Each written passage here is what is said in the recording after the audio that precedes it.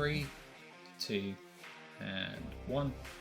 Ladies, gentlemen, and everyone in between, welcome to This Is a Revolution, your weekly RevPro podcast here on Cromulent Wrestling. My name is George, and with me, as always, is my good friend, Mr. Dave the Mark. Dave, how are we doing, my friend? I'm good, thank you, mate. I'm good. I am very, very happy that we have matches for the first 229 of the year, so I can start to see the light at the end of this very dry tunnel. But yes, excited to get back to it, mate. Nice. Yeah, I was going to say, you're sitting there just rocking back and forth. It's like, give me my fix of RevPro. Mate, it's been a long month. I think we're 30 days today from Uprising until now. I am literally counting. But yes, really excited for that card. It looks really fresh. It looks really interesting. Loads of interesting matches, but also some interesting absences as well. So loads for us to explore next week. Yeah, absolutely. Like you said, it's a card that is just as interesting by what's not on there than what is on there as well. But yeah, lots of fresh stuff to talk about. And I know when we come to next week, you are going to be like a kid in a candy shop when you get to actually speak and go, I'm going back to a show this weekend. I'm slightly beating you ahead, mate. I've got a show this weekend, which, while not RevPro, I'm looking forward to, like I said, getting back out, getting to shows, and just being around the atmosphere, and just getting back into it, Dave. And not having to do what we've been doing the last week and reverting to Raw and SmackDown and watching it on Netflix, which I have to say, you know what, is very convenient to have it on Netflix, just being able to pop it on. It is, mate. It is. And do you know what? I watched Raw from start to finish for the first time in, I want to say, 5 years. I thoroughly enjoyed it. It was nice entertainment. It flew by. I watched SmackDown as well. I watched Dynamite. I watched Collision. But I am very much just filling the hours until I can get back to the 229 and see the proper stuff. Absolutely. Fret not, people. This isn't suddenly going to become a WWE and AEW channel. You're still going to have your weekly RevPro content. Dave is going to be going to these events and have lots to say, I'm sure. But Dave, speaking about people that are going to have a lot to say and who we're going to have a lot to say too, we're joined by a guest this week, which I'm very excited about. We are joined by none other than, some would say, the voice of British wrestling himself, Mr. Dave Bradshaw. Dave, welcome to the channel. Guys, how are you doing? You right? All good, thank you, my friend. Glad to have you on. You surviving in this, as you say, in this RevPro famine that we're currently in for another week or two. Yeah, Dave, I can just see the look on Dave the Mark's face as he's saying that. It's almost like through gritted teeth, like, yeah. He's managing it. We're getting there. We're getting there. Well, I was saying before we came on air, there's just more generally, there's not a lot of shows on in British wrestling in January. I'm so bored. I shaved my head today. I'm just like, I don't know what to do with myself. It's like, when luckily things are coming back. I've got a show this weekend, and then I've got obviously RevPro starts again for the year on the 2nd. So we're getting there, but January is a bit long, isn't it? It just feels a bit of a drag. Yeah, I always say we're starting hot though, aren't we? When we do come back with. Oh yeah, the return of Zoe Lucas, Leon Cage versus Leon Slater. That is going to be an absolute dream. And then obviously we've got David Francisco challenging Michael Oku in Southampton the week after, before we return to Sheffield as well in February. So it's returning hot. Yeah, it is, and I think I just got to say as well. I've been with RevPro for 3 or 4 months, and the main thing that I cannot get my head around is David Francisco in Southampton. Like, what on earth?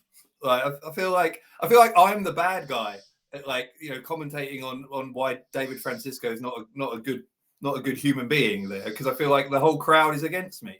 I don't get it at all. It's so fascinating. It's so fascinating, and I've tried to find the reason, and I think there's actually a really interesting history there, because some of Francisco's most kind of like empathetic moments when he was a contender happened in Southampton. He was the victim of a brutal attack by Levi Muir. He was the victim of a brutal attack by Spike Trevay. He was knocked out by Anthony Ogogo earlier this year. And whenever he was in Southampton, he was like part of the people as a contender. So when he came out as the centerpiece on the 1st of April, and he cut that promo, the fans just embraced it. And you could see him taking it in. And then ever since when he's come back, he has just played into it and played into it. He's almost like a cult leader at this point. Yeah, but here's the thing, though. I think everybody who's cheering for him in Southampton should have to sit next to him at a commentary table for 3 hours and try and call a wrestling show, and then see if you don't then find him the most annoying man on earth. But so I'm not in Southampton on the 9th. I've told Andy I'm boycotting. I'm not there. So because I don't want my voice attached to, if he, in the unlikely event that he were to, and I hope it's unlikely, that he were to win the undisputed British Heavyweight Championship that day. I don't want my voice attached to that moment, you know. Which that moment will be shared everywhere as often as possible by the man himself. And so it should be. But it's a match that if you had said a year ago was going to be, nobody would have believed that was going to be on the cards. No. It would be a headlining match, a championship match. He's come so far, so quickly, and we might not always agree with the methods, but I suppose you can't question the outcome. Yeah, which does also though lead to the question of if the world really is against him, if there really is this massive conspiracy against him, like he'll tell you. But who knows? I mean, we live in crazy times. Like, I just, can you imagine? There's nowhere else on earth where I would say that he had a fighting chance of beating Michael Oku for the undisputed British Heavyweight Championship. But in front of that crowd, in that building, in these circumstances, these specific circumstances where he's just had a pinfall over Oku, he's had a pinfall over Luke Jacobs. Like, I don't know. I keep telling myself it's unlikely, but it could happen. Who knows? This is the thing as well, is that going into that show, you look at the people who Southampton embraced, right? So JJ Gale and Dave Francisco. The only other two that I'd say Southampton have really embraced to that level are Michael Oku and Amira. Yeah. But I think in this show, Michael Oku and Amira, no matter what they do, I think they're getting a bit of the Shah Samuels treatment in Southampton. I think anyone that steps in there against David Francisco, they're going in there as effectively the bad guy in the eyes of people in Southampton, which is just, again, if you told me that a year ago, Michael Oku will go into a match in Southampton as the non-fan favourite, crazy to me. Absolutely crazy. I mean, yeah, I think one thing I'll say that in favour of Oku winning is that I know Michael quite well, and he's very appreciative when the crowd cheer for him, but he can feed off the negative energy too. Do you know what I mean? If he's going to go in there and the crowd are going to boo him, or he's going to embrace that, and he'll, rather than it being a scenario where he's wanting to win for the fans, he's going to be wanting to win to, give a middle finger basically to all of those people who are booing him. So either way, he's obviously, he's the champion, he's defending the title. It's the most prestigious championship in British wrestling. So he's motivated clearly, but he knows he's going into a lion's den. He knows it's hostile. So who knows? Yeah. I mean, I'm supposed. People keep saying commentators are supposed to be impartial, but as I say, I won't be there on that day as it happens, so I don't have to be impartial.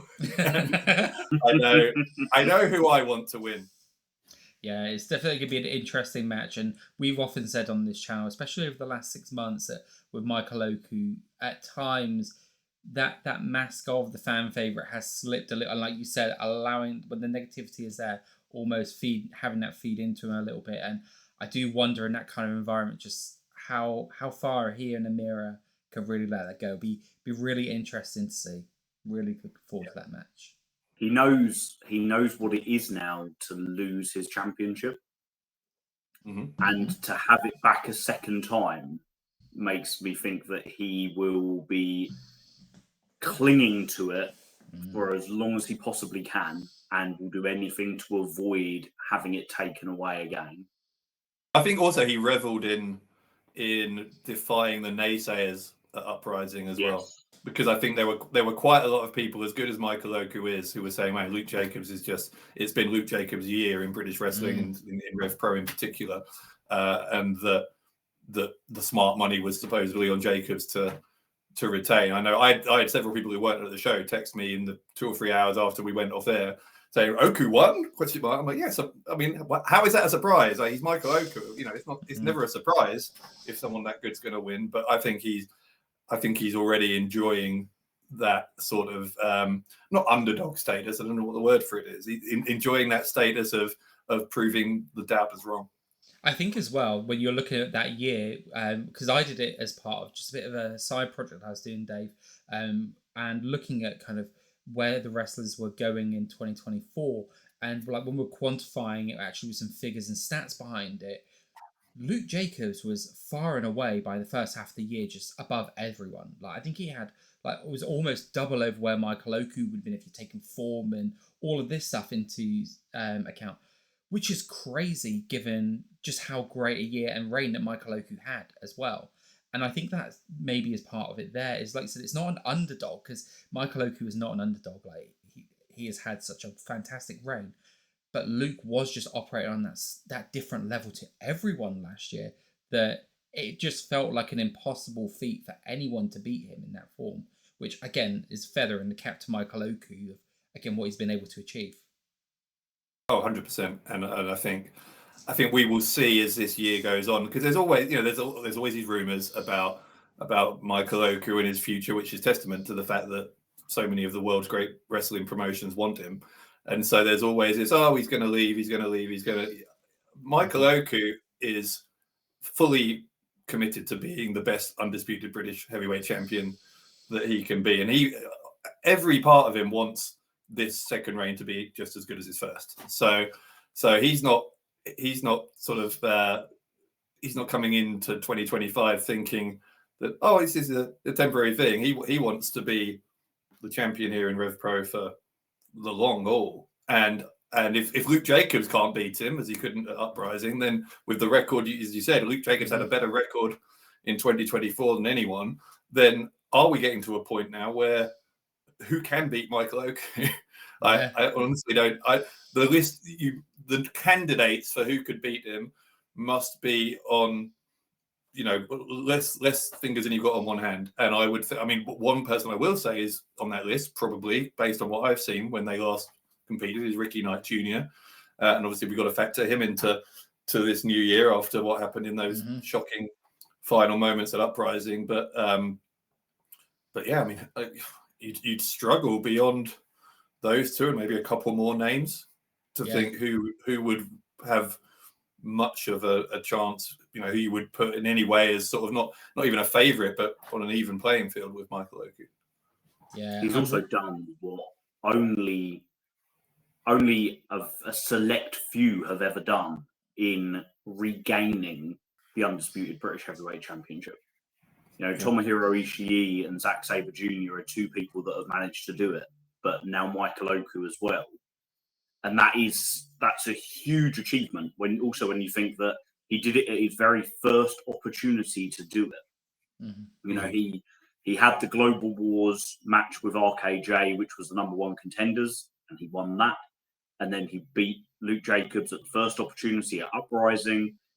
You couldn't ask for a better response to him losing the championship in the first place than what he's delivered. I agree, and I think it's testament to the kind of competitor he is. That what's the football terms, bounce back ability, right? Yeah, that ability to come back and to be and to be the man again is remarkable. But I just think there's the one thing, maybe to just argue against myself, but like the one thing that maybe does count against Michael Oku going into the new year more generally is that I do think there's a lot of rising contenders. So not, as I say, the number of people who you would think could beat him right now, yeah, 2, 3, possibly on a good day. But there's people who by December, by the time some of these guys on the RevPro roster have another 12 months of experience under their belts, they're going to be exponentially better than they are in January. So it's only going to get harder and harder. And obviously, as Oku already knows, and as Will Ospreay told him, it's exhausting. Like that target on your back when you are the champion grinds you down. So it who knows? Is it going to last a month? Is it going to last 2 years? We just don't know. And it genuinely is, both prospects seem almost as likely as each other, because Ricky Knight Jr. has made it incredibly clear what his plans are, and you've got to believe that sooner rather than later he will get a shot at that championship, and that is a very serious prospect.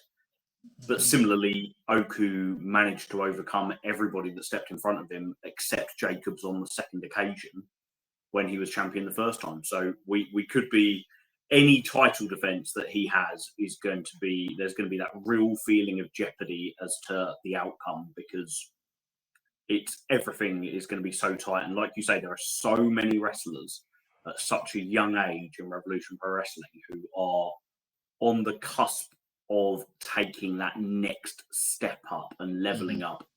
When you think that Zazaya has a victory over Luke Jacobs and Michael Oku, so he'd love his rubber match with Oku. JJ Gale has never challenged for the undisputed British Heavyweight Championship. At some point, surely he's going to get his opportunity. And then you think of the likes of, we've got one called Manders coming over and staying for a prolonged period this spring. So he's going to be gunning for the very top, because why on earth wouldn't he be? There's so many potential matches, and with high stakes soon to be announced, and the Revolution Rumble not too far away, there's some big Revolution Pro Wrestling events.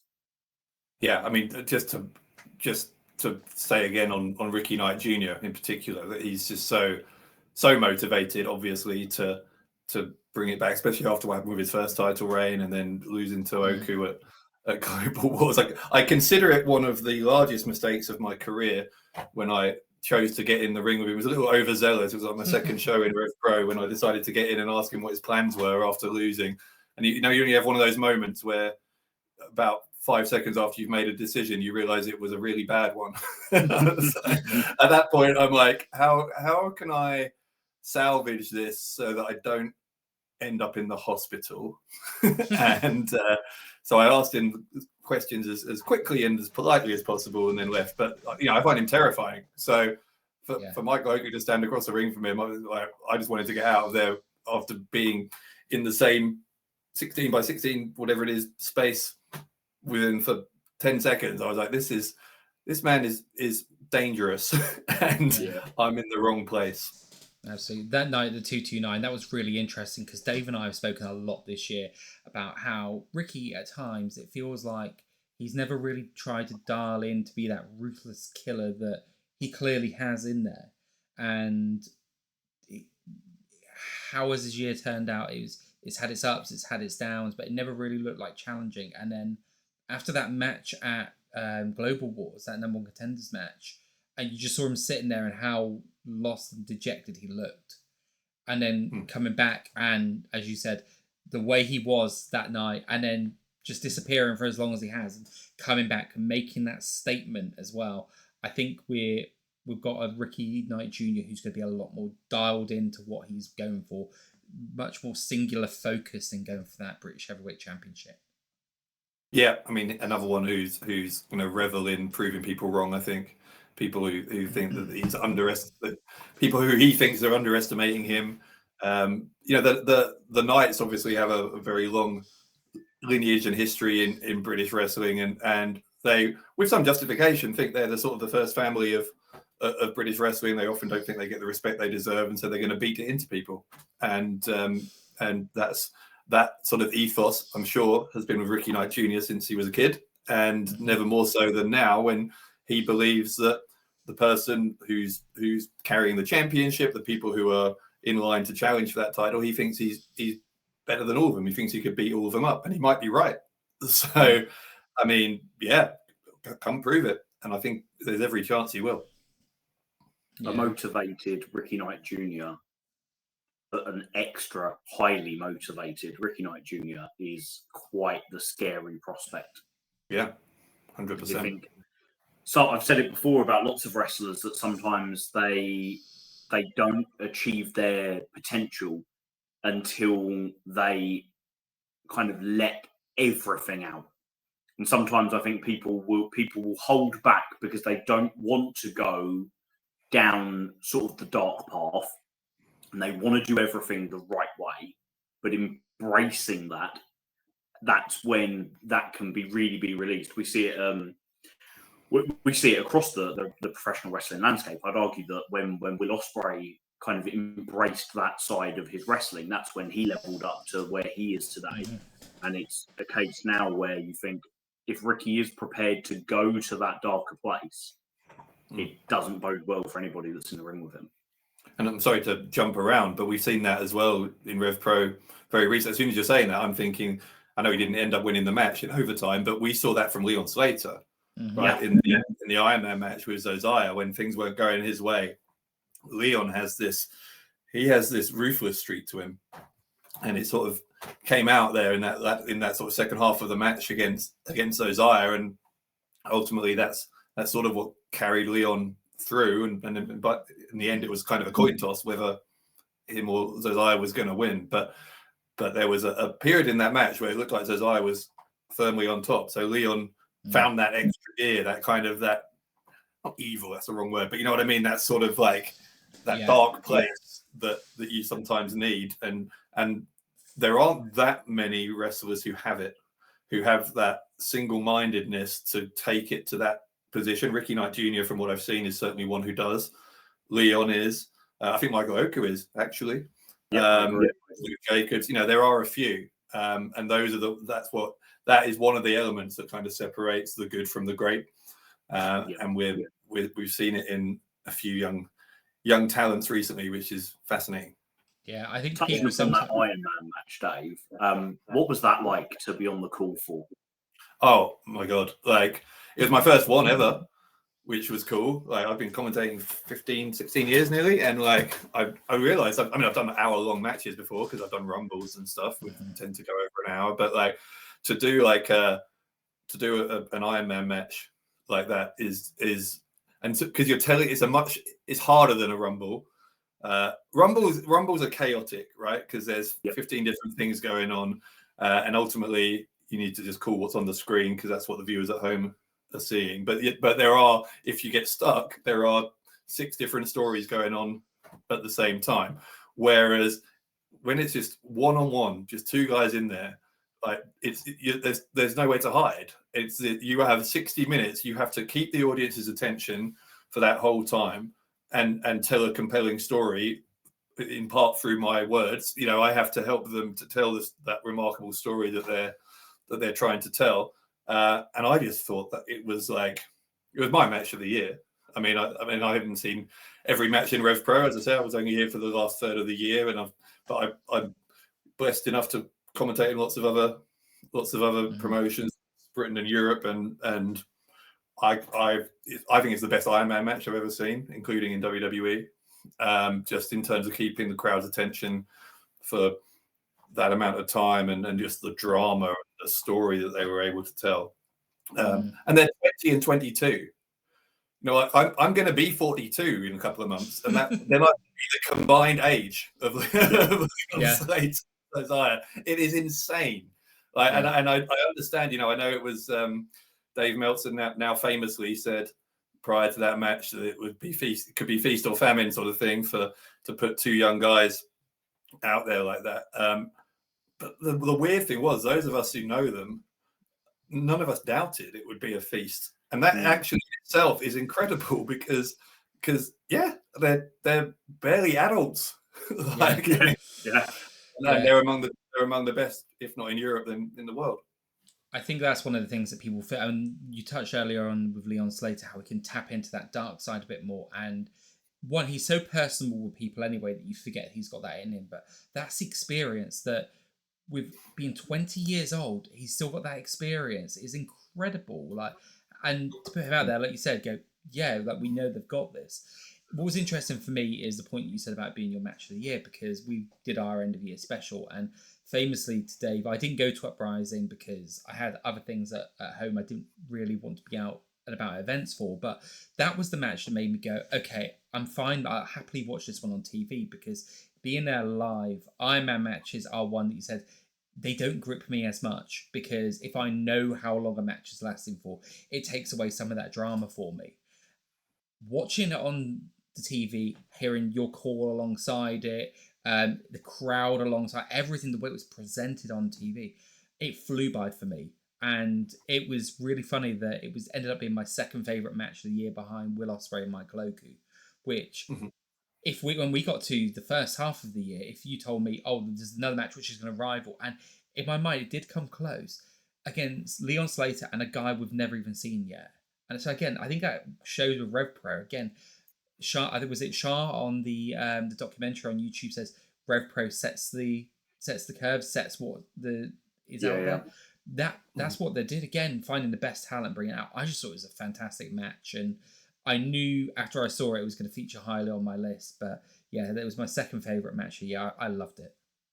I mean, I think partly matches of the year, that's very subjective, right? And it depends partly on what your experience of it was. And obviously I wasn't there for Ospreay against Oku. I saw it on TV and I thought it was great. But like, to be in York Hall, and by the way, I'd never commentated York Hall before either. Wow. So to be no, never. So like, to be at York Hall, my first time ever doing an Ironman match, two guys who I think the world of. I think Leon and Josiah, both just such good humans as well, you know, and just to be able to be there, and it was one of those times where, you know, you have moments where you only realize afterwards, a few months later, oh, that match was actually incredible in hindsight. But like, it was one of these where you knew in the moment, because you heard the crowd coming up for it.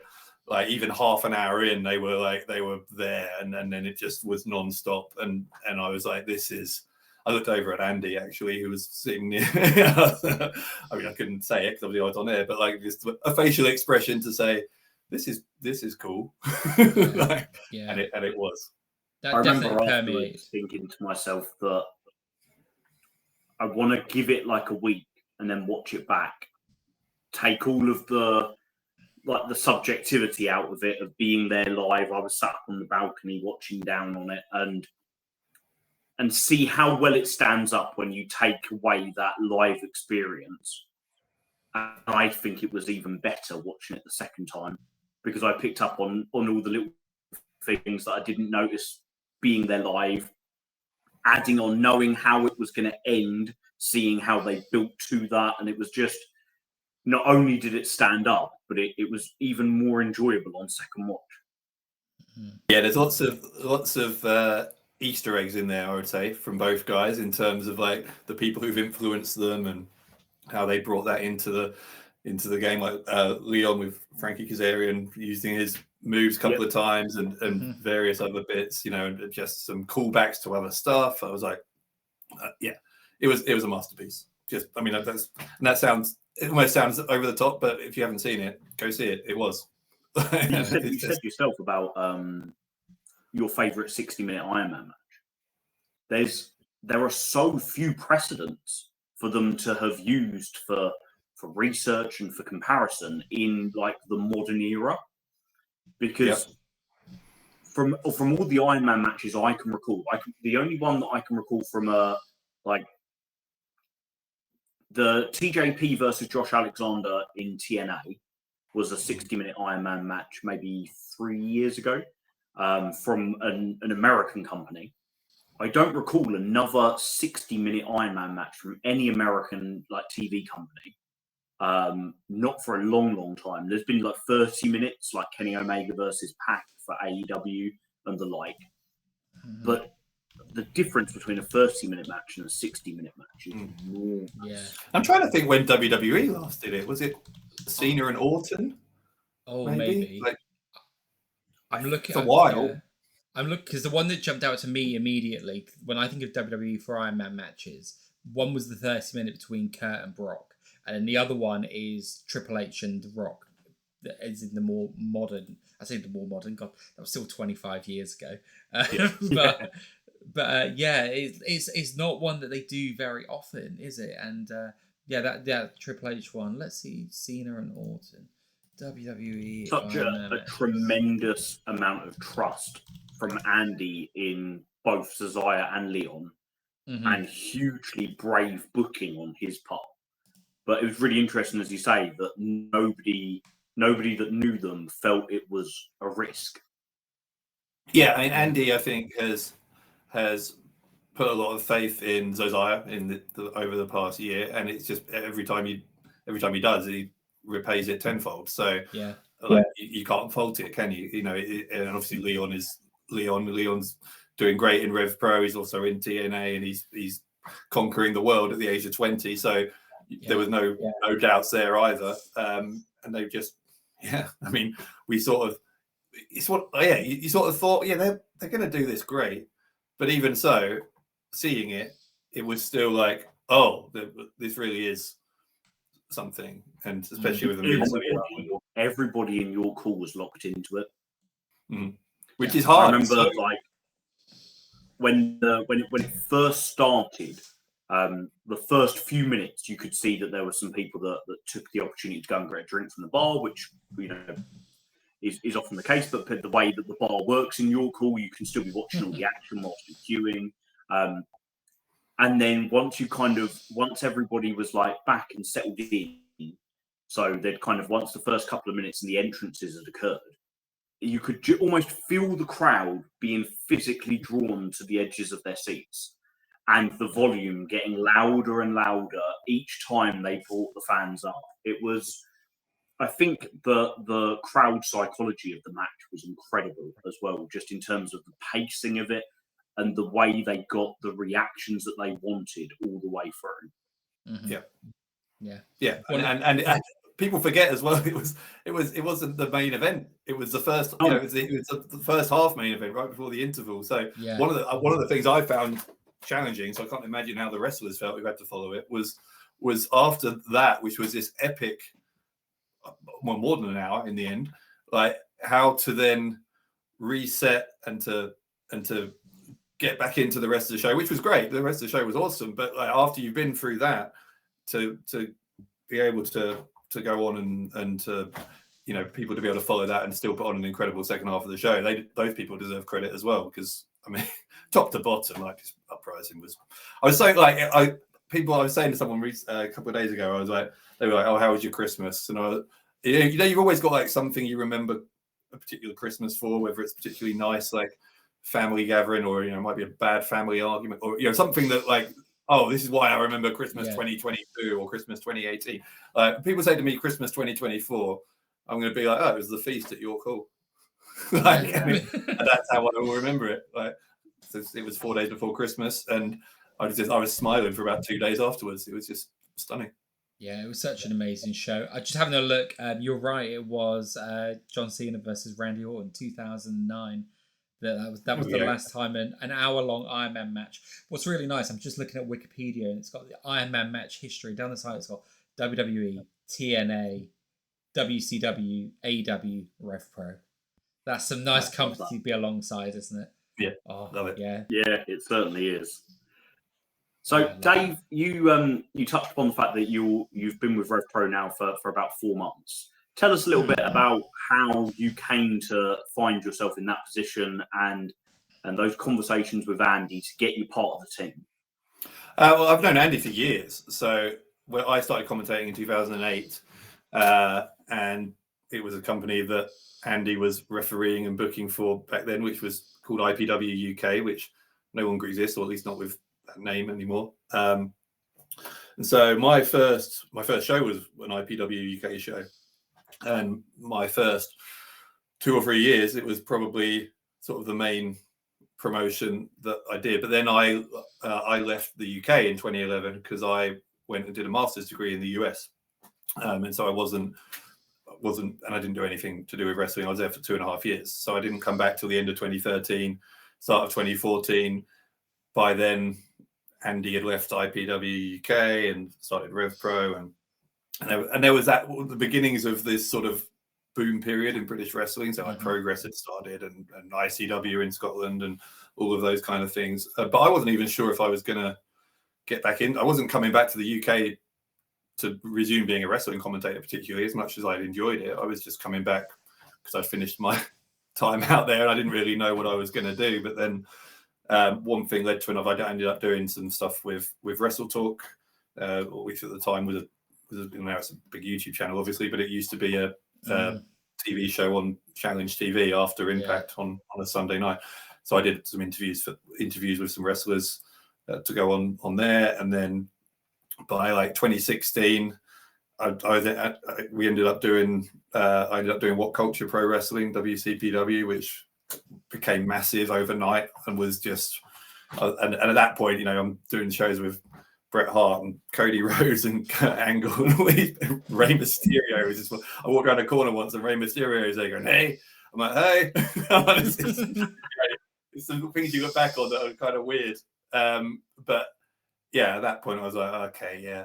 Like by sort of 2016, I was sort of back into, I'm gonna commentate sort of a lot. And got the ball back. Yeah, but for one reason or another, Andy and I had sort of fallen out of touch, really. And then, but I was happy with doing what I was doing. I obviously ended up with the What Culture stuff, some other British promotions as well. And then gradually I started doing stuff in Europe. So WXW, I do GWF in Germany as well, and various others like Hungary and France and all these other places. So I had plenty going on. But then Andy messaged me out of the blue in September, just on Facebook. We were still Facebook friends or whatever, but hadn't spoken for years, and just asked me if I was interested in coming in. I'll say coming back. It feels like coming back because it's a lot of the same crew who were doing the IPW stuff back in the day. So I went and met him at a show for a chat in September, and then he was like, "Cool, well, let me know when you can start." And I was like, "Oh, I could do.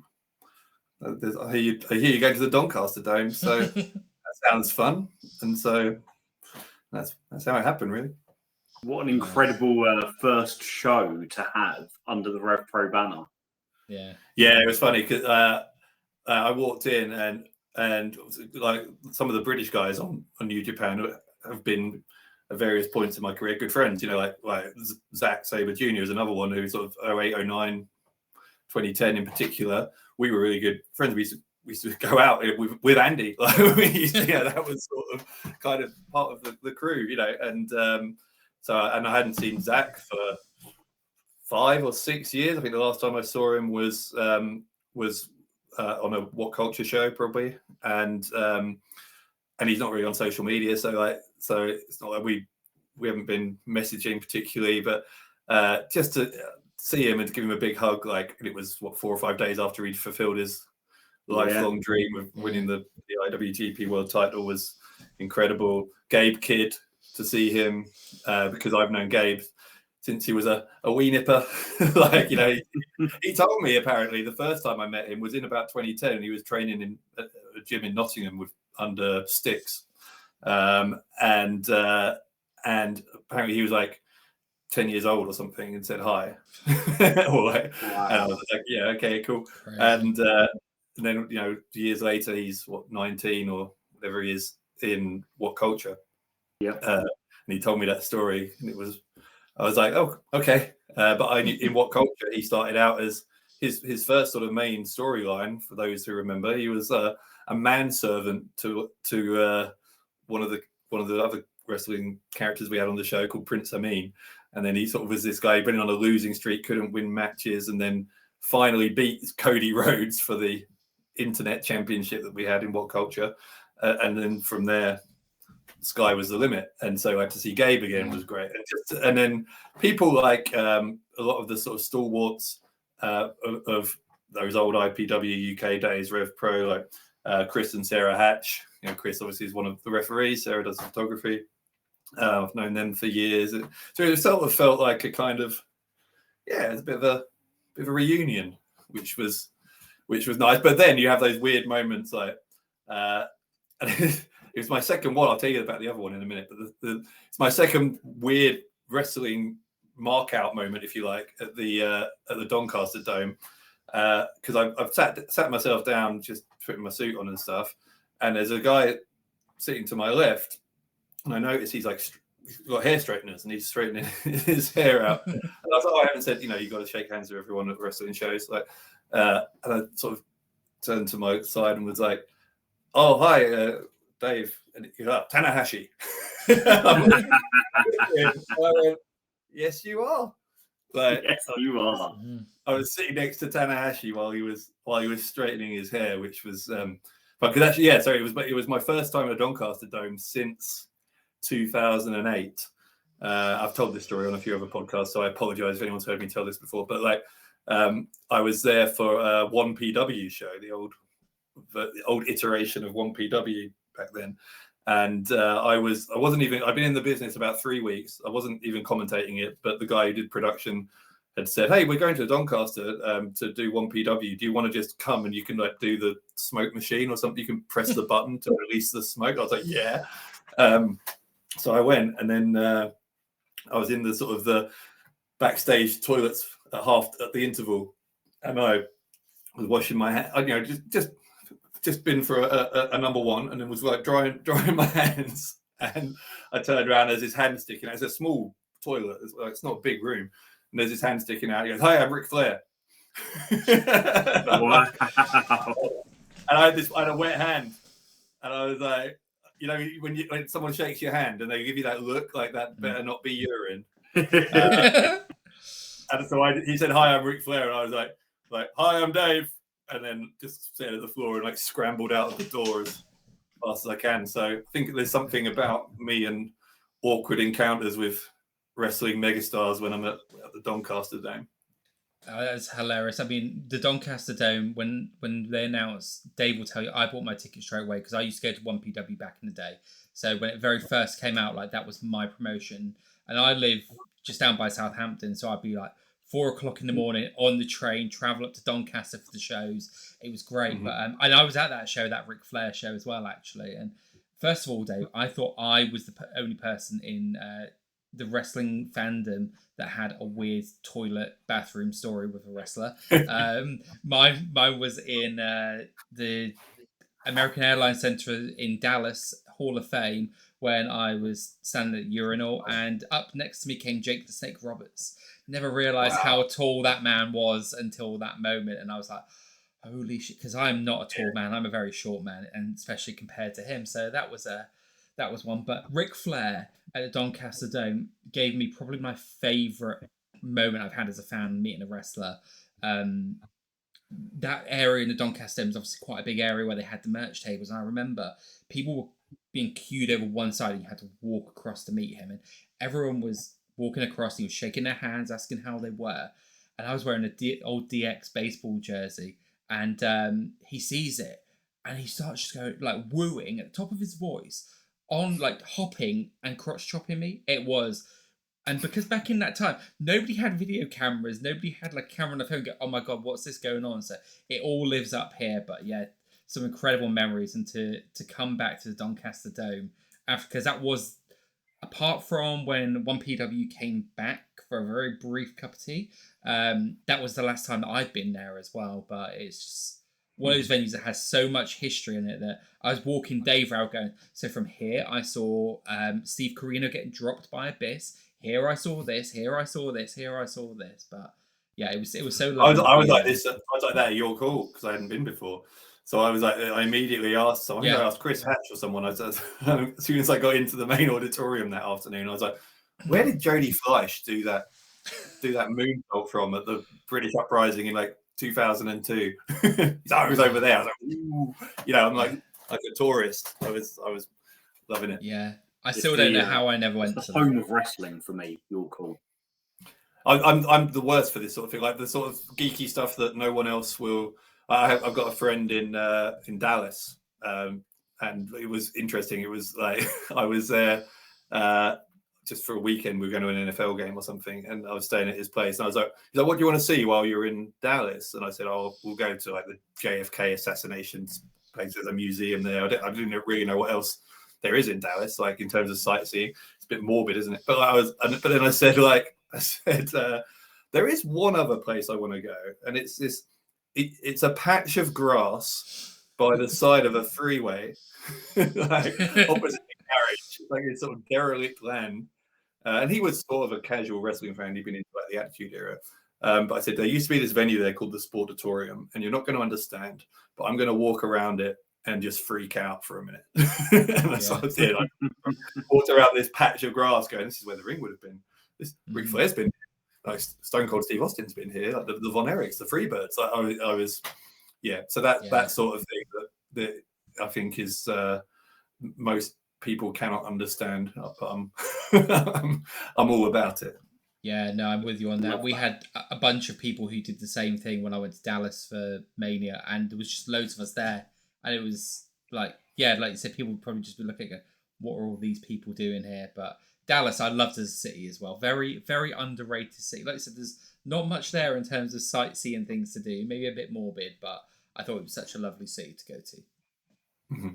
Yeah, I mean, I was there for really a day of sightseeing, and then the second day we went to the stadium for the NFL game. But great. Incredible stadium as well. Like to go and see, that was the only time I've been to WrestleMania, and I was telling Dave that I just started getting into RevPro by that time. So the original Global Wars at that time, it was Liger versus AJ Styles, and I'd gone from seeing AJ Styles in Reading Leisure Centre against Jushin Liger to facing Chris Jericho in that stadium at WrestleMania just 6 months later. And to look at RevPro still continuing Global Wars now, and where almost coming full circle with all of that. But yeah, incredible stuff, incredible. So Dave, one of the things I'd be really intrigued to hear about is, you obviously mentioned your start. How did you go about getting into business? Like, what was the route in? Because I know there'll be a lot of people going, I understand how you get there as a wrestler and kind of what that route looks like, but I imagine for the other roles that it doesn't have that quite so easy route there. No, I mean, I trained briefly as a wrestler in like 2002 when I was 19, but like I was one of those kids in PE who couldn't even do a forward roll. So like, I don't know what I was thinking. I think I let someone convince me one day, like, oh yeah, well you're 6'6", so you should wrestle. So I went, yeah, I'll go train. And I looked it up on the early days of the internet and what there was, and there was, I was living in Surrey, where I'm from, so southwest of London, and I was like, there's a place called the FWA in Portsmouth, or there's a place called NWA Hammerlock in Sittingbourne, Kent.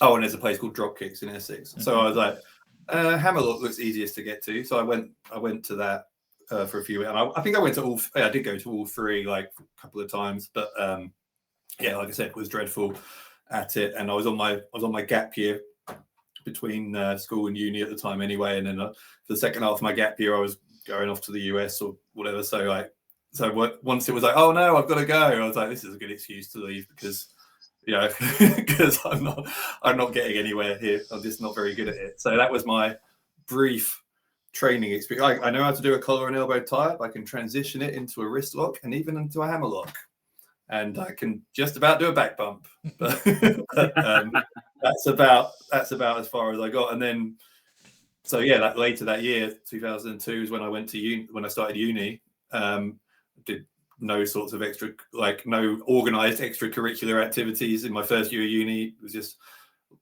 a bunch of 18, 19-year-old guys living in a hall of residence together, drinking. But then one of my mates who I was in halls with did a radio show on the student radio station in our first year.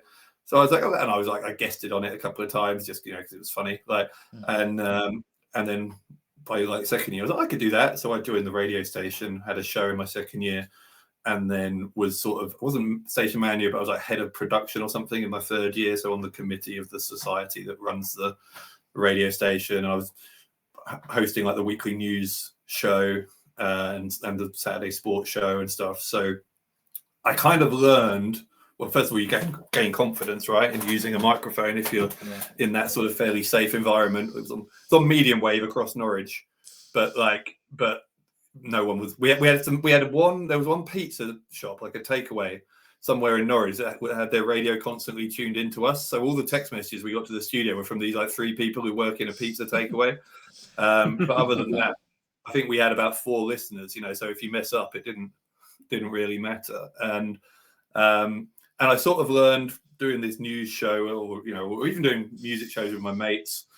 Like I naturally fell into the role of being the one who sort of wasn't the one playing around too much, sort of the one who was like keeping the show on track and going, right, we got to go to the news now. We got to go to our next, or whatever. Like, so I was sort of the anchor in that way. That was, I don't know, for whatever reason, that was my personality, and that was the sort of the role I fell into. So when I left uni,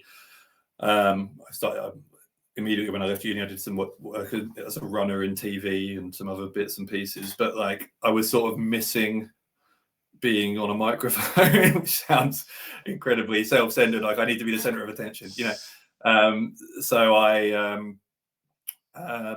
by like a couple of years out of uni, 2008, I was just thinking, what I could do? I reckon I could commentate wrestling. And I bet the scene is bigger now than it was in 2002, when there wasn't really much going on besides the FWA and a couple of other places. So I looked it up, and there was the nearest promotion I could find to me, and it was LDN, which was in London, and then IPW UK in sort of southeast London. And just looking at the IPW website, I thought it looked the better of the two, rightly or wrongly. So I emailed the promoter there, and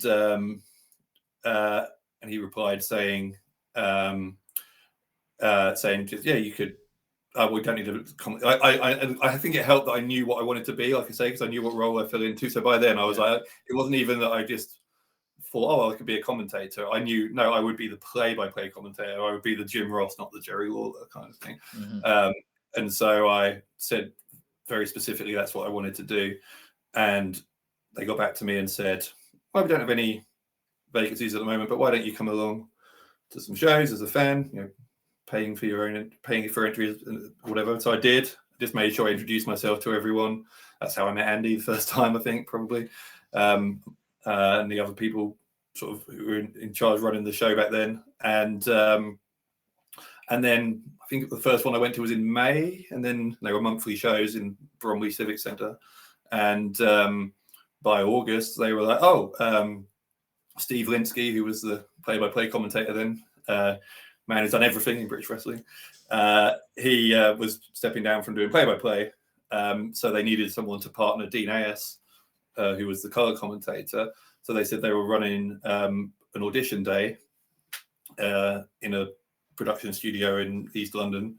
So did I want to come along? And I was one of about 5 people who showed up and got to sort of sit there commentating in post-production, obviously, on a match with Dean. It was Martin Stone against Great Muta. If you remember that, was a York Hall match. That was the match I did post-production commentary on as my audition. And I remember Dean saying to me as I left the building, well, which he didn't have to do, but he sort of made sure he collared me as I left and was like, that was really good. So I hope, it wasn't his decision, obviously, but he was like, I hope they call you. I was like, oh, thank you, that's really kind. And then they did, and they said, do you want to do the September show? So that was it, really, and that's how I started.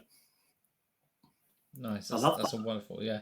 And is it a Brit Rest story as well? If Steve Linsky isn't dropped at some point, like I feel like he's the glue that holds everything together, isn't he? Yeah, bless him. I love Steve. But Steve was still there because he was also refereeing and stuff. But he was switching to doing just refereeing and not commentating. But it was crazy. I mean, it was as a sort of obviously the industry is bigger now, but like as a sign, sort of a symbol of how small the industry was then. The same guy, Len Davies, who ran, he's not around anymore, unfortunately, but like he ran a company called RQW, which was the ones running York Hall back then. But he was also doing the production for IPW. And right after that first show, which went well, it went well enough, they didn't sack me.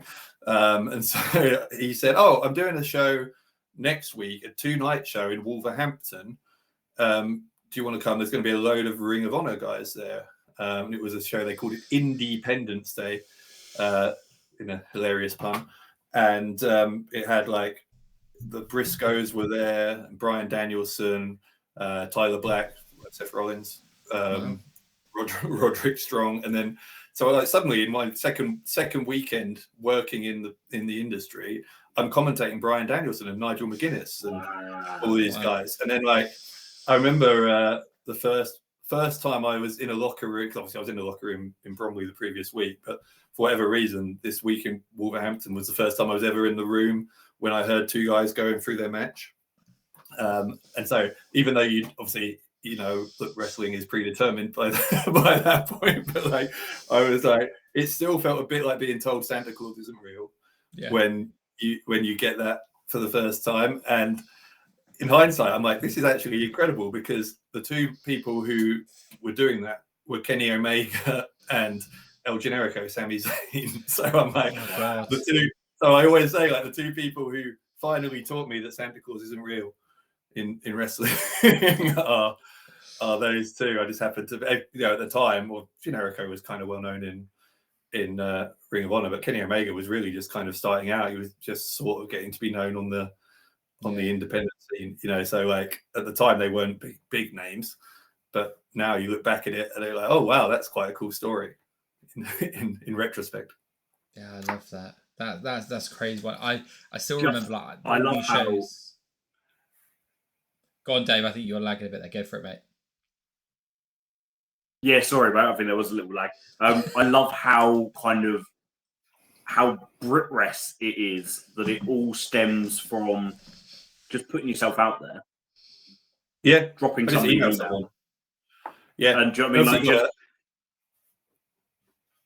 you know, you put yourself out there and see what comes of it, and then just taking opportunities as they arise. I think obviously, that gets your foot in the door. You then have to have some level of talent. Hopefully, you know, if you were terrible at it, they wouldn't ask you back. But then, although saying that, if I listen back, I still have the DVD of that Independence Day show from Wolverhampton. I wonder if I have the DVD of my first ever show, but my second one I do. And I listened back to me commentating that first match of Generico against Omega. But one thing I kept calling him Kenny Omega.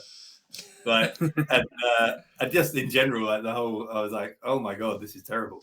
You know, so it is interesting. But obviously there was enough promise there that people put faith in me. But then, you've also got to show work ethic, you know. Yeah. You've got to, and not be high drama.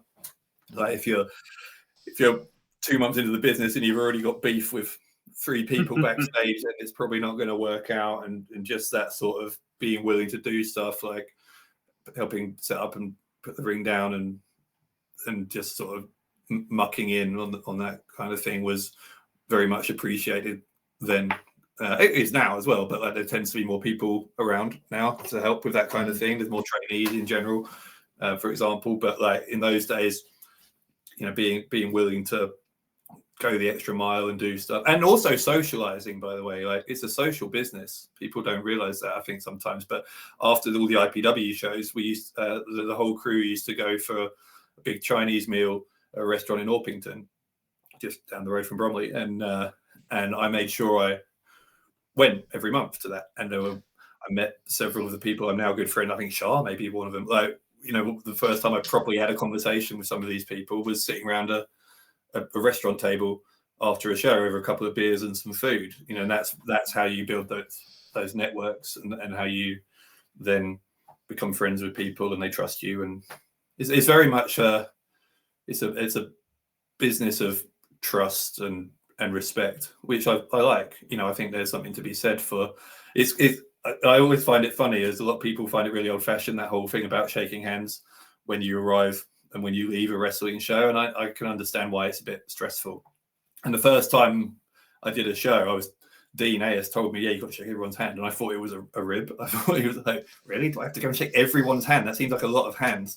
Like, but actually, I think it's great. It's sort of this, as long as you don't get too worked up about it, like if someone took offense just because you happen to have not seen them or something, that would be silly. But that actual sort of process of saying hi to everyone and making sure everyone feels part of the team, I think it's a good thing, not a bad thing.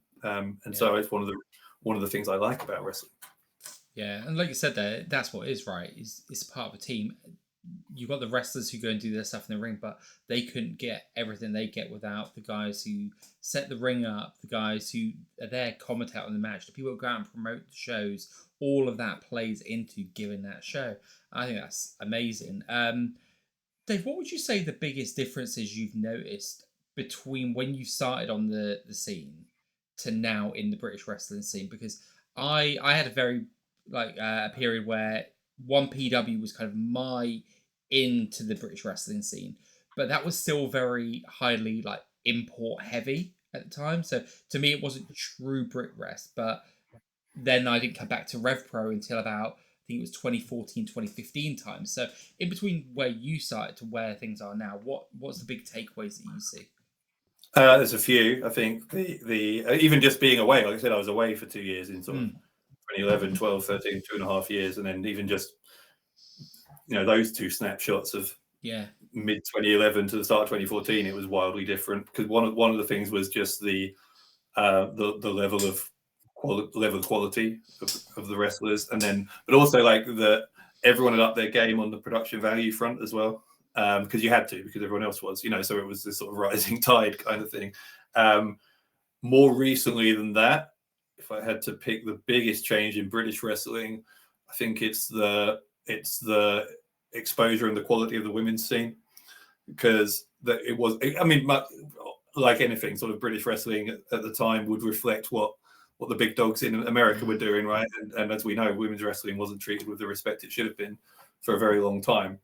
And it's sort of almost this chicken and egg situation, I think, in the part of the reason women wrestlers weren't showcased as much in British wrestling was because there weren't as many female trainees showing up at training schools, so there wasn't that conveyor belt of talent. But of course, the reason that they weren't showing up was because they didn't have any role models to follow, because there weren't enough people on the scene who were there. So I think it was this kind of vicious cycle. But once you've broken that, and now there's, if I had to list you my 20 favorite talents in British wrestling, probably 10 of them would be women. So there's that parity there, which is actually, when you think even a decade ago that might not have been true, is kind of a remarkable level of progress. And I think RevPro, to their immense credit, is a place where it's really done very well. And as much as I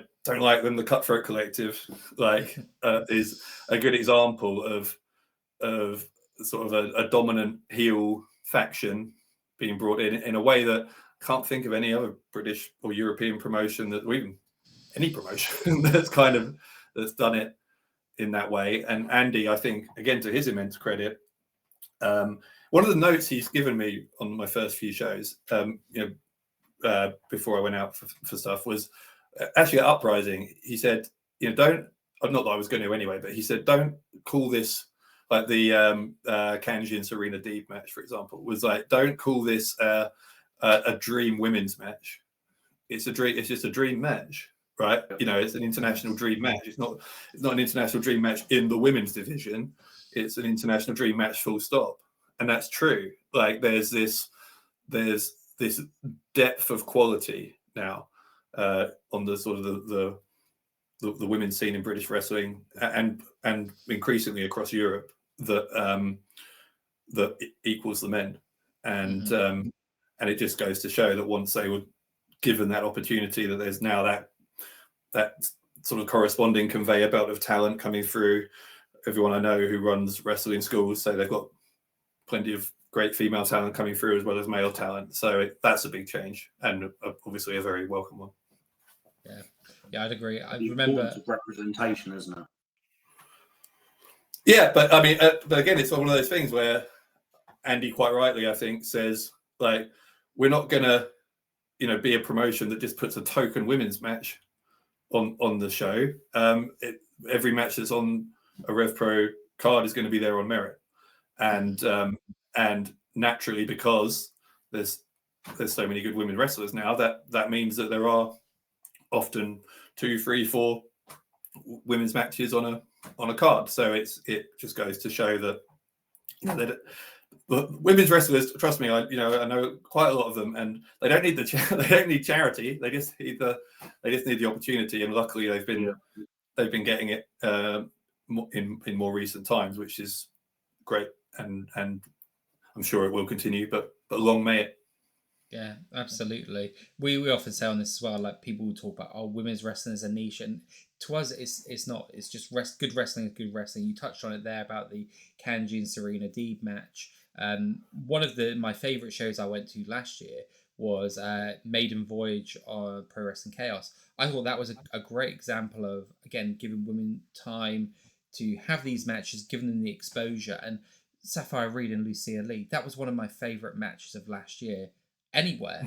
And like you said as well, age wise, maybe from back in the day when I was watching shows, the women were of a certain quality because, again, there was a role they were expected to play. There wasn't as many role models, there wasn't as much opportunity. But you're seeing now the age that they're coming through. Again, what are they, a combined 40 or 41 or something, which depresses me. Yeah. But again, the quality and the level they're at already is just unlike anything that came before. That I would say is actually probably another change more broadly, quite aside from gender or anything. Just the age at which talent are ready to do big things.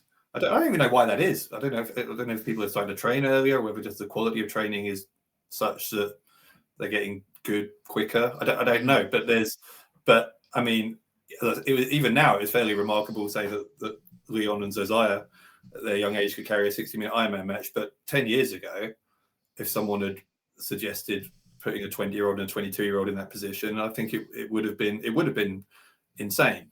Like I can't think of anyone who could have pulled that off then. Whereas there is that like level of people. I mean, someone like we were talking about him earlier because he's going to face Slater in London next week. But Leon Cage, right? I commentate Pro Wrestling Chaos, and I've been commentating him for over a year. Like when I started commentating him, he was 16, and he was already really, really good. I saw him have like a great match with Nico Angelo there, for example, who's one of the most underrated guys on the UK scene, by the way. Like, but there's this like for someone you wouldn't have even put a guy in a ring at 16 most of the time a few years ago, because they just however much potential they had, they wouldn't have been ready. Whereas there's enough of them now that you can't say like a Leon Slater is an anomaly being that good at 20. I mean, he's remarkable. He's an anomaly in all sorts of ways. But like there's a 17-year-old in Leon Cage, there's a 22-year-old in Josiah. There's all these other people who are getting to be world class at a very early age, which I think is probably another change. Yeah, I find it interesting what the reasons could be. And one of the things, I've never really looked into it, but I kind of wonder if it had an impact, was around the early to mid 2000s was TNA. And I don't know, it might just be something I'm picking up in a coincidence kind of way, but the style that was out there that was very different to the WWE style that maybe generation before grew up on. I don't know. I've never actually looked into it, never actually asked the wrestlers that, but I just find it fascinating, like you said, that you've got a Leon Cage who's 16-year-old is already that good. It's insane. You think about he's 17 now. He is 17 now, so he's old now. Oh, he's old, yeah.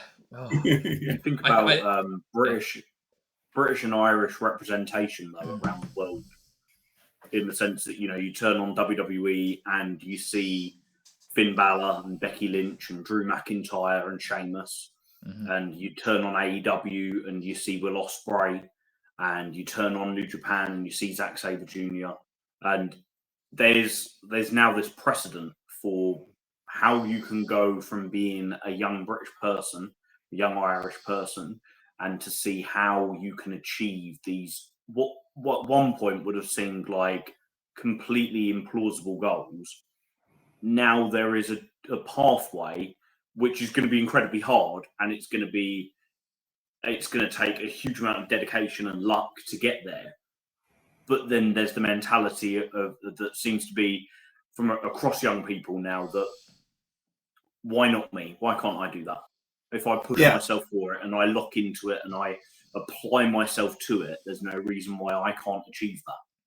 Yeah, you look. Look at TNA of just now. Like Joe Hendry just became the world champion.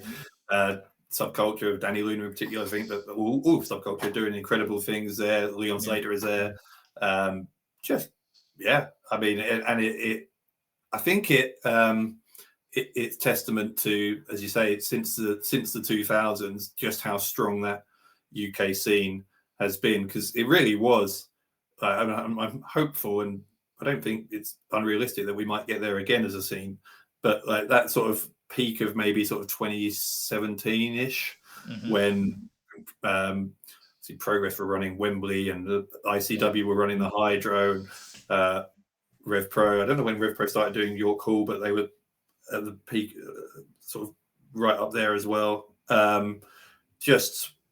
Like since then, the UK scene has been regarded quite rightly as the best independent scene in the world, just partly because of our geography as well. There's just so many good promotions in a small geographical space that it's no surprise that it's great and it's welcome, and as you say, it's something that didn't used to happen. But it's talent-wise, it's no surprise that we're one of the wrestling world's biggest hotbeds now, because just look at the scene, and it's ready to burst again as well. I'll say about I hope we get there again. Like, I really don't buy into this. Like, some people go, oh yeah, I don't know whether British wrestling will ever have another boom period, and they're in a real downtime at the moment. I don't think we're in a real downtime. Like, no. I was there in 2008.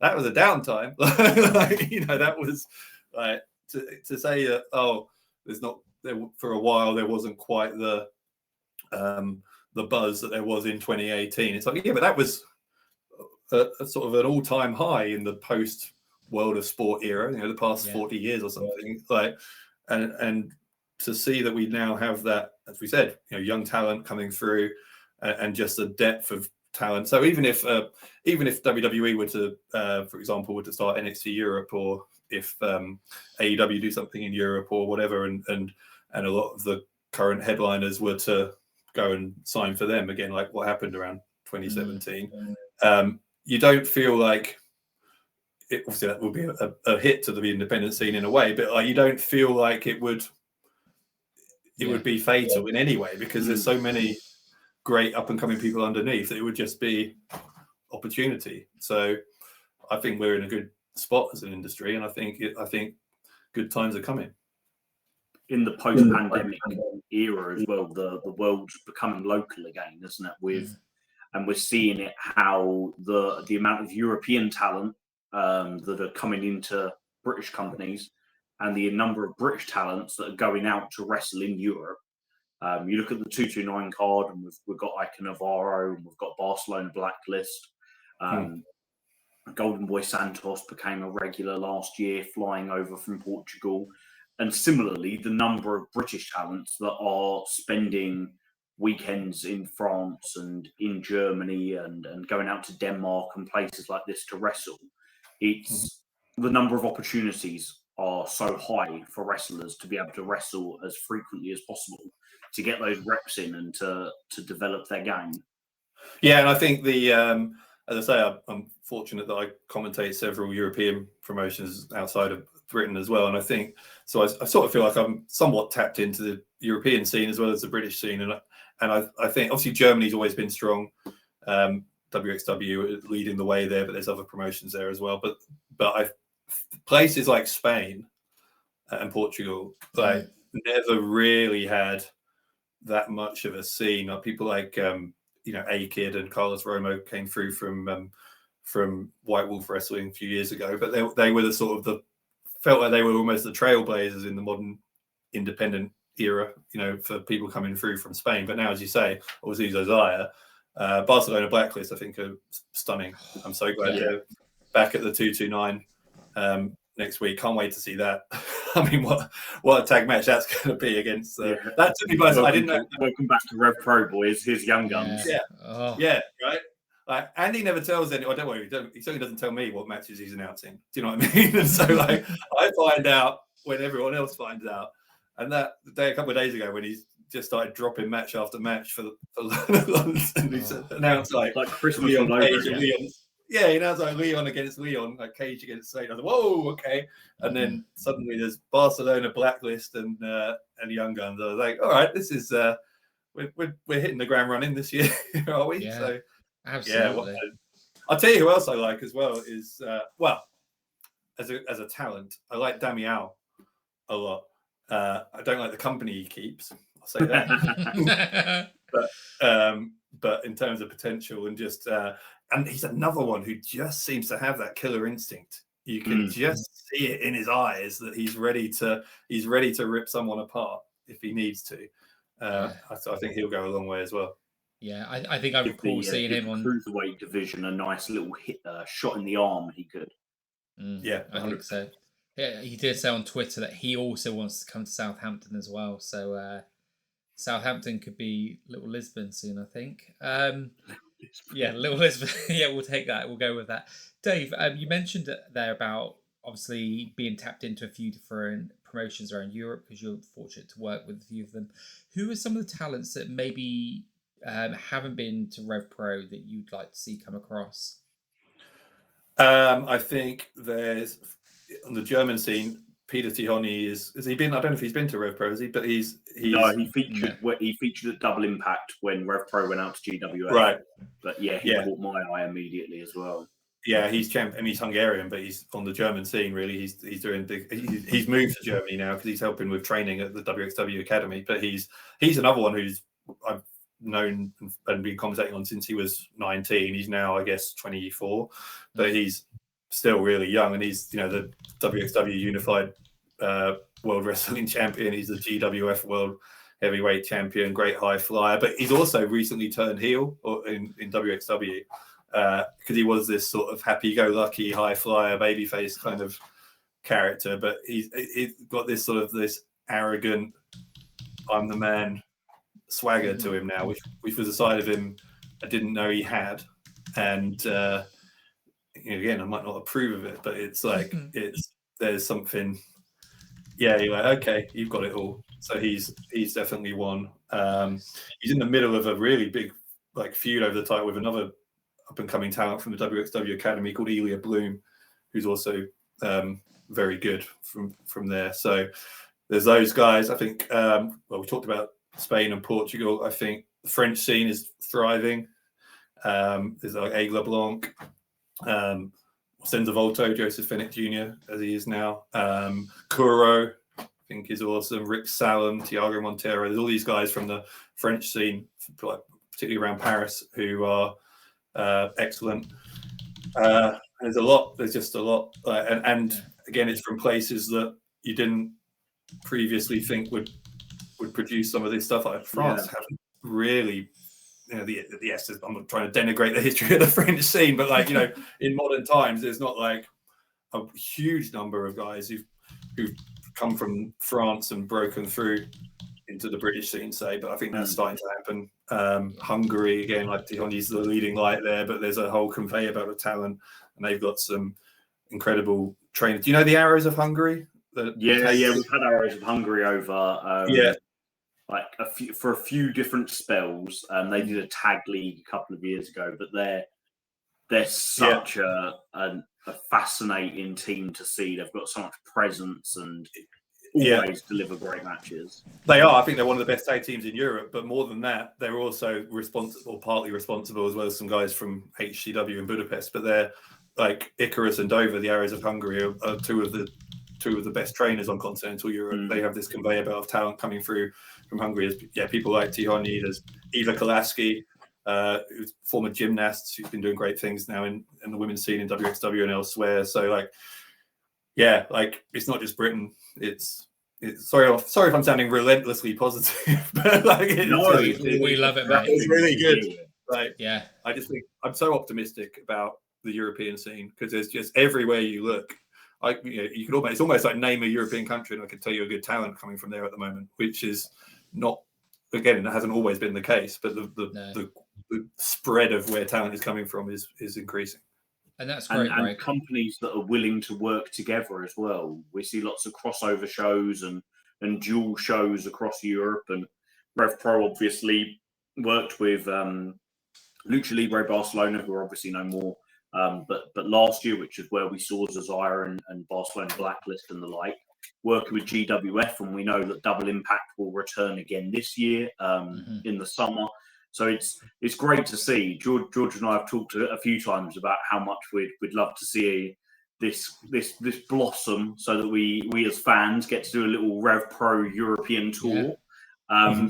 But it's great for. I always think that if there's a good scene in as many different countries as possible, one, it just means more work for the incredible talents that we've got, and then also it's competition. Positive competition leading to, as you said before, about the rising tide lifting all ships. Yeah, and we're like, it's fun because we're at a point now. I keep thinking, I keep doing the sort of fantasy booking thing, where I'm like, I was at the Euros football last year, having a couple of steins with some friends in Munich, and I was sitting there thinking, I could book. So there's 24, maybe not 24 yet, but you could do like 16 countries from Europe, where like. I could book in my head, I could book an amazing Euros with, group stages and whatever, because it really is that deeper deeper talent pool now. Yeah, I love that. My wife isn't going to be happy because you just mentioned about Budapest and obviously seen in Hungary, and we booked a trip to Budapest, and I was like, okay, maybe I'm going to look into that while I'm out there as well. I'm sure she'll There's two there. There's HCW and there's Passion Pro. Wonderful. Two promotion. There might be more, so apologies if I don't know. But the two I know in Hungary are those two, and they're both great. I'm going to look into it. I mean, to be fair, she is the one that puts RevPro on before me now on TV, since introducing them to that. But to speak about the European scene, I think, Dave, you touched on it really nicely as well about how there's more work for everyone then. And I love that because people can go and learn, again, different styles, different people, different countries, different types of crowd, deal with wrestling in different ways, and everyone can grow. But it means that if something did happen like an NXT Europe, and like you were saying, Dave, that you've got people who can come in and take those spots and fill those, and new people to have a chance to connect with the crowd. All I want in the next year is for, I'm going to butcher his name, but I want RevPro to bring in Georges Balzac. Balzac's great. Yeah. I want him in RevPro at some point, and I'd like Robert Dreisker to come back as well, because the one match I just thought he was great. Well, Robert Dreisker is he's the former unified world champion in WXW, but he's also the head trainer at the academy, and I think he's one of Europe's best minds in terms of like wrestling psychology and stuff. In fact, like last time I was in Germany was in October for the World Tag Team Festival with WXW, which is one of their two 3-day weekenders of the year. The other one is 16 Karat Gold in March, which I'm also looking forward to. But after the sort of night 2 main event, which is sort of the big, other than the tournament final, that's sort of the big main event of the weekend. The Saturday night main event is he had it was a lot of his guys in that match, and he after a WXW show on those weekends, everyone goes back to the hotel. And they keep the bar open for us till 4 a.m. So everyone's eating schnitzel and drinking beer and having a good time, except Robert and his guys, who are huddled around in a booth while Robert's telling them what they can improve, and they're nodding and taking notes. There's like a level of it's 2 a.m. and everyone else around them is drunk, and they're on their game, sort of doing post show analysis kind of thing. So that's the level of dedication that some of those guys have. I love that. My goal is to go out to a. Sorry, George. I was just saying my goal is to go out for a 16 carat next year. I think I've left it too late in the year now. I know it's only January, but too late to arrange it this year. But I think next year I'm going to go. Well, this year we've got Michael Oku's in and Cara Noir actually both representing the UK in there. So I'm not even going to pretend to be an impartial commentator because there's some national pride there. Yeah. So Dave, as we come to the end of our time with you, mate, you started off when we first came on the call, wishing us all a happy new year. Do you have any like goals for the year for yourself from a personal point of view?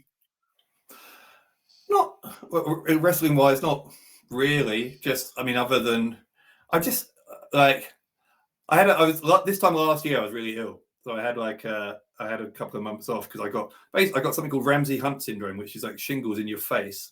So I woke up. Long story short, I woke up Boxing Day 2023, and the left side of my face wouldn't move, and it was horrible, and I had to have therapy on it, and so they thought I had Bell's palsy like Jim Ross had for a while, and then it was one way or another. I had to, and there was January and February of last year while I was kind of recovering, and not everyone who has that illness fully recovers. You might have permanent hearing loss or sight loss or various things. So I was like, it was scary, and I was really emotional when I first got to have my first show back at the end of February last year after horrible 8 or 9 weeks, and just really grateful that it made me not take for granted what I get to do, and I think that sense was then with me throughout 2024. Like something like during the Ironman match, or any of those big moments where you're kind of sitting there with a sort of a renewed appreciation of like,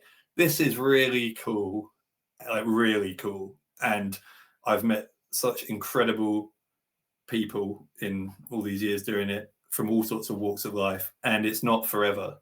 You know what I mean? I could get hit by a bus tomorrow. You don't know.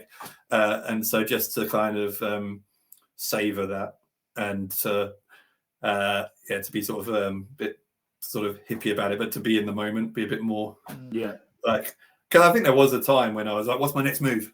You know what I mean? Like, what's do I want to be signed by one of the big companies and blah blah blah? Like, which again, wouldn't say no. It's nice, but it's not the be all and end all. If I end up just being able to at this point contribute, hopefully help tell a story for fans for however many more years I get the chance to do this, then if people like it and I'm adding something, then that's actually kind of a blessing. So I'll take it. You do a wonderful job with it, my friend. Thank you. I get to listen to you an awful lot less than most because I'm always at the shows with you. But I always make a point of watching them back on demand with my kids, who they come to some shows, but I don't take them up and down the country with me. And you've been such a huge asset to RevPro since you joined the team. It really does feel like George said earlier, we have the voice of British wrestling as part of the team now, and it's a joy to listen to. And I think what you said about not taking things for granted is something that Andy Quilden says all the time, isn't it? To not take what we have for granted, not take the wrestlers for granted. You never know how long you're going to get to keep seeing them. You don't know how much you're going to get to have these opportunities in life to celebrate pro wrestling. And it's sage advice there, mate, I think, for all of us to savor the moment and try and be in it as much as possible. Yeah, I think so. And it's just, it is, and again, it's one of these other cliches, but it's like people say this all the time, like, wrestling business doesn't owe anyone a living. You know what I mean? It's like, if you're fortunate enough and hopefully talented enough to be able to do it for a while, then great. And relatively few of us get that opportunity to do it, certainly at the level that I've had the opportunity to do it and continue to. So bring it on. 2025. I hope it's as cool as 2024 was, and just keep on building this great scene we've got, and see what happens. Absolutely. And just think, Dave, this year you're most likely going to be calling a Mercedes Moné match on British soil for an independent promotion. That's going to be great. There's so much to look forward to. It's just remarkable. Well, Dave, thank you for your time, mate. Like, genuinely, really appreciate it. This has been so fun. I'm sitting looking at the clock, going, "Okay, we're nowhere near time," and I could sit here and go another hour, 2 hours, 3 hours. Dave will say, as we had the same when we interviewed Manders the very first time we did that. It was just such a fun conversation. So thank you for just being so open with us, your time, all of that. Really appreciate it. Anytime. I'm happy to come back whenever you have me. Wonderful. Thank you very much, my friend. We'll see you in the 229. You will. You will. Absolutely. Dave, just as we wrap up, is there anything you'd like to plug while you're here? Any social media handles you want to give out to people? I'm on Twitter or X or whatever it is, at Dave Bradshaw. I think I'm on Blue Sky now. I think I joined that one night when everyone else did. I'm on Threads, I think. And I'm either Dave Bradshaw or Dave Bradshaw 83 on everything, depending on whether Dave Bradshaw was taken, like when I signed up. So you can find me on most social media doing, and I've got a website, davebradshaw.tv. Lovely stuff. Well, Dave, it's been great chatting with you. Until next time, my friend, we are out of here. Thank you. See you guys. Thank you very much.